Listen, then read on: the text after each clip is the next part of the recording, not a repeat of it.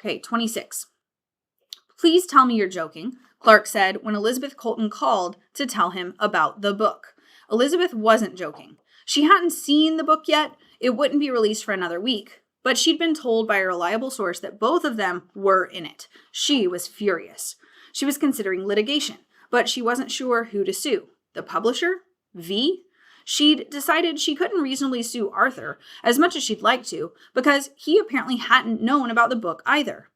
What does he say about us? Clark asked. I don't know, Elizabeth said, but apparently he talks about his marriages and friendships in detail.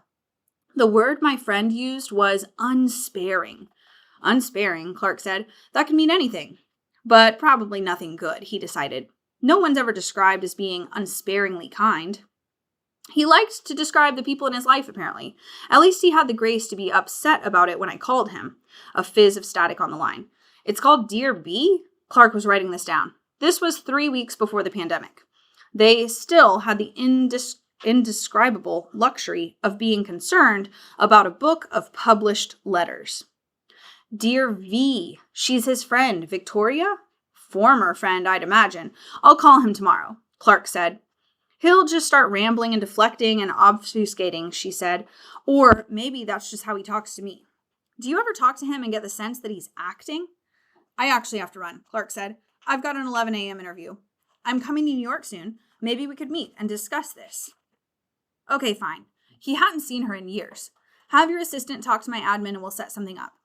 When he hung up the phone, Dear V was all he could think about. He left the office without meeting anyone else's gaze, mortified in the way that somehow precluded talking to his colleagues, had any of them read the book, and stepped out onto 23rd Street.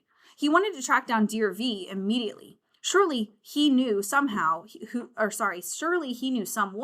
who could get him a copy. But there wasn't time before his meeting.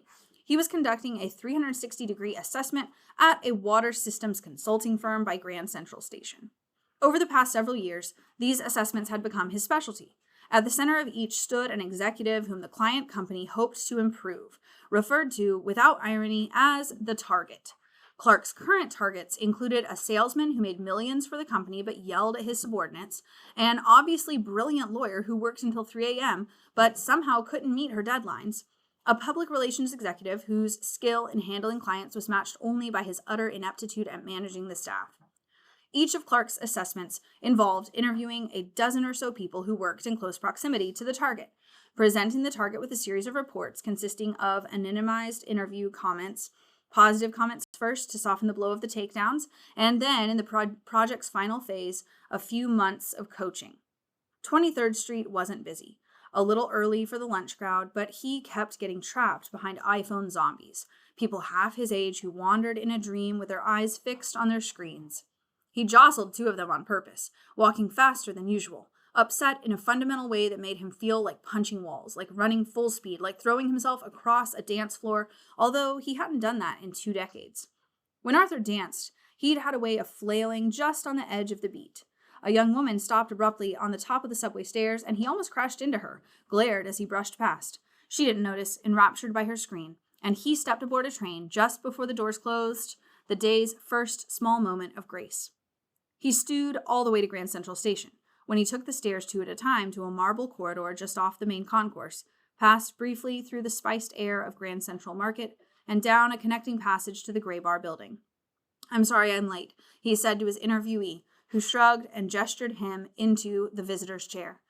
If you think 2 minutes counts as late, we're not going to get along very well. Was that a Texas accent? Dahlia was in her late 30s or early 40s with a sharp-edged haircut and red-framed glasses that matched her lipstick. Clark went into the usual introduction and preamble about the 360 they were doing, her boss as the target. The way he was interviewing 15 people, and it would all be anonymous, comments split off and categorized into separate reports for subordinates, peers, and superiors, with a minimum of 3 in each group, etc. He listened to his voice from a distance and was pleased to note that it sounded steady. So the point, she said, if I'm understanding correctly, is to change my boss? Well, to address areas of potential weakness, Clark said, thinking of Dear V, again as he said this, because isn't indiscretion the very definition of weakness? To change him, she insisted with a smile. I suppose you could see it that way. She nodded. I don't believe in the perfectibility of the individual, she said. Ah, he said. The thought that crossed his mind was that how she looked a little old to be talking like a philosophy undergrad. How about the improvement of the individual then? I don't know. She leaned back in her chair, arms folded, considering the question. Her tone was light, but he was beginning to realize that there was nothing flippant about her.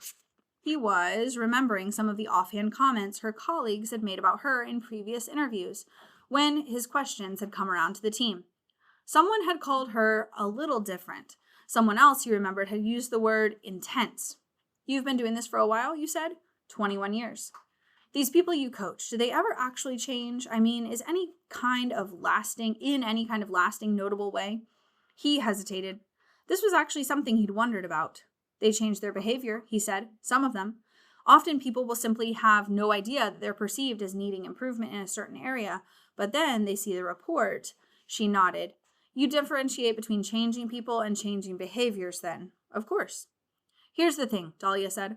I'll bet you can coach Dan, and probably he'll exhibit a turnaround of sorts. He'll improve in concrete areas, but he'll still be a joyless bastard. A joyless? No, wait, don't write that down. Let me rephrase that. Okay, let's say he'll change a little, probably, if you coach him, but he'll still be a successful but unhappy person who works until 9 p.m. every night because he's got a terrible marriage and doesn't want to go home and don't ask how I know that. Everyone knows when you've got a terrible marriage. It's like having bad breath. You get close enough to a person and it's obvious. And, I'm reaching here. But I'm talking about someone who just seems like he wishes he'd done something different with his life. I mean, really, actually, almost anything. Is this too much? No, please go on. Okay, I love my job, and I'm not just saying that because my boss is going to see my interview comments, which, by the way, I don't believe he won't be able to tell who said what, anonymous or not. But anyway, I look around sometimes and I think, this will maybe sound weird, it's like the corporate world's full of ghosts. And actually, let me revise that. My parents are in academia, so I've had front row seats for that horror show. I know academia is no different. So maybe a fairer way of putting this would be to say that adulthood's full of ghosts. I'm sorry, I'm not sure I quite... I'm talking about these people who've ended up in one life instead of another, and they are just so disappointed. Do you know what I mean? They've done what's expected of them. They want to do something different, but it's impossible now. There's a mortgage, kids, whatever. They're trapped. Dan's like that. You don't think he likes his job then? Correct, she said, but I don't think he even realizes it. You probably encounter people like him all the time. High-functioning sleepwalkers, essentially. What was it in this statement that made Clark want to weep? He was nodding, taking down as much as he could. Do you think he'd describe himself as unhappy in his work? No, Dahlia said, because I think people like him think work is supposed to be drudgery, punctuated by very occasional moments of happiness. But when I say happiness, I mostly mean distraction. You know what I mean? No, please elaborate. Okay, so you go into the break room, she said, and a couple people you like are there. Say someone's telling a funny story. You laugh a little, you feel included, everyone's so funny. You go back to your desk with a sort of, I guess afterglow would be the word. You go back to your desk with an afterglow, but then by 4 or 5 o'clock, the day's just turned into yet another day. And you go on like that, looking forward to 5 o'clock, and then the weekend, and then your 2 or 3 annual weeks of paid vacation time, day in, day out. And that's what happens to your life. Right, Clark said. He was filled in that moment with an inexpressible longing. The previous day, he'd gone into the break room and spent 5 minutes laughing at a colleague's impression of a Daily Show bit. That's what passes for a life, I should say. That's what passes for happiness for most people. Guys like Dan, they're like sleepwalkers, she said, and nothing ever jolts them awake. He got through the rest of the interview, shook her hand, walked out through the vaulted lobby of the Gray Bar building to Lexington Avenue. The air was cold, but he longed to be outside, away from other people. He took a long and circuitous route, veering 2 avenues east to the relative quiet of 2nd Avenue. He was thinking of the book, and thinking of what Dahlia had said about sleepwalking, and a strange thought came to him. Had Arthur seen that Clark was sleepwalking? Would this be in the letters to V? Because he had been sleepwalking, Clark realized, moving half asleep through the motions of his life for a while now. Years. Not specifically unhappy, but when had he last found real joy in his work? When was the last time he'd been truly moved by anything? When had he last felt awe or inspiration? He wished he could somehow go back and find the iPhone people he'd jostled on the sidewalk earlier, apologize to them. I'm sorry, I've just realized that I'm as minimally present in the world as you are. I had no right to judge.